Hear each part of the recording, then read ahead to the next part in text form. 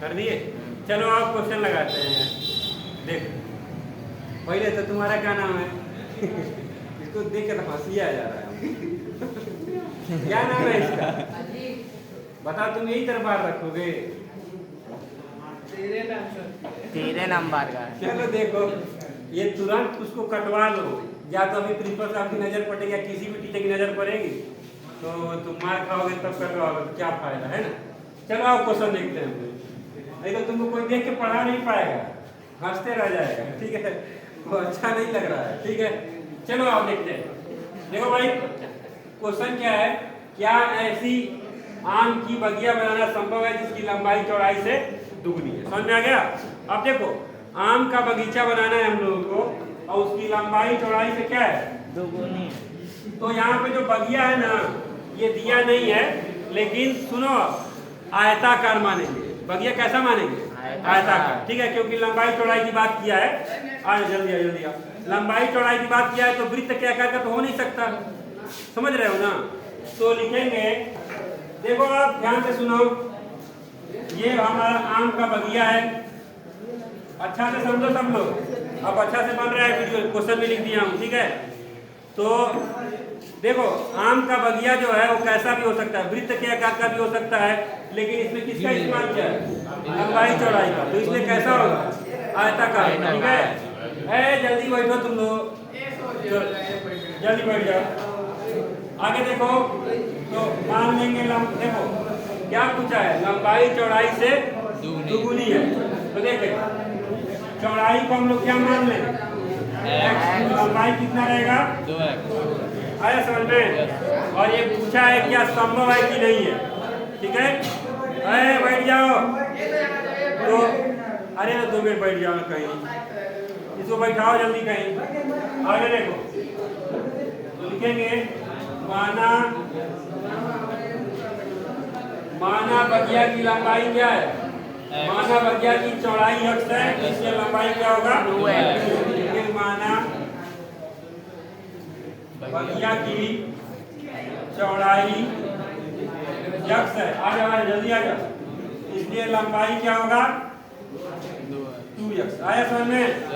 और क्षेत्रफल कितना दिया है? 8। इसका मतलब क्या हुआ कि लंबाई गुणे चौड़ाई, यानी इतना और इतना दोनों गुणा करने में कितना आना चाहिए? 8। आया समझ में? आगे देखो। अच्छा एक बात और बता दे तुम लोगों को, अगर किसी को y मानना है चौड़ाई तो भी लग जाएगा, ठीक है। चैप्टर का क्या नाम है? द्विघात समीकरण ना, तो द्विघात बना के लगाएंगे, ठीक है। अगर y मान लोगे तो ये दो चर वाला समीकरण, ठीक है ना।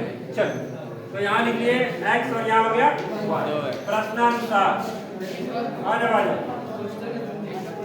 अब देखो, आयत का क्षेत्रफल क्या होता है? आयत का क्षेत्रफल लंबाई गुणे तो क्षेत्रफल, तो आयत का क्षेत्रफल दिया कितना है? 8, ठीक है। तो बराबर कितना लिख सकते हैं? 8। अब हम चेक कर रहे हैं कि इसका संभव है कि नहीं। अगर हमारा x का कोई फिक्स मान आया तो संभव है, और फिक्स मान नहीं आया तो संभव नहीं है। फिक्स मान का मतलब, अगर x का मान जो है, देखो अगर x का मान कोई कड़ी में संख्या आ गई तो संभव नहीं है। कड़ी में मतलब माइनस में कड़ी में, तो कड़ी में संख्या हो ही सकती है। अगर x का मान हमारा माइनस, हाँ कड़ी के अंदर माइनस आ गया तो संभव नहीं है। तो चलो चेक करते हैं। तो क्षेत्रफल कितना दिया है? 800। और लंबाई चौड़ाई गुणा करें तो कितना हो जाएगा? 2x गुणे x बराबर 800। 2x का ऐसे गुणा होगा तो 2x स्क्वायर, ये हो जाएगा। ये 2 से काट देंगे, x स्क्वायर बराबर 400। तो x बराबर अंडर रूट बनाएगा ना, x बराबर अंडर रूट 400। तो अब क्या होगा? Plus minus 20। क्या हो जाएगा? x बराबर प्लस माइनस, लेकिन मैं प्लस का 20 लिख रहा हूँ, क्यों माइनस का थोड़ी लिया जाएगा, ठीक है। तो x बराबर कितना मीटर हो गया? 20। अब तो लंबाई कितना हो गया? 40, और चौड़ाई कितना हो गया? 20। अतः बगिया की चौड़ाई कितनी हो गई? अतः 20। बगिया की चौड़ाई 20 मीटर, मीटर में है ना? Yes sir. सेंटीमीटर हो सकता है? बगिया रहेगा सेंटीमीटर में? नहीं सर। 20 को सेंटीमीटर हाथ से बगिया Yes. धान का पेड़ वो होगा 10 को? No sir. चल अब यहाँ लिखेंगे बगिया की चौड़ाई 20 मीटर और लंबाई 40। हाँ 2 × 20 यानी कि 40।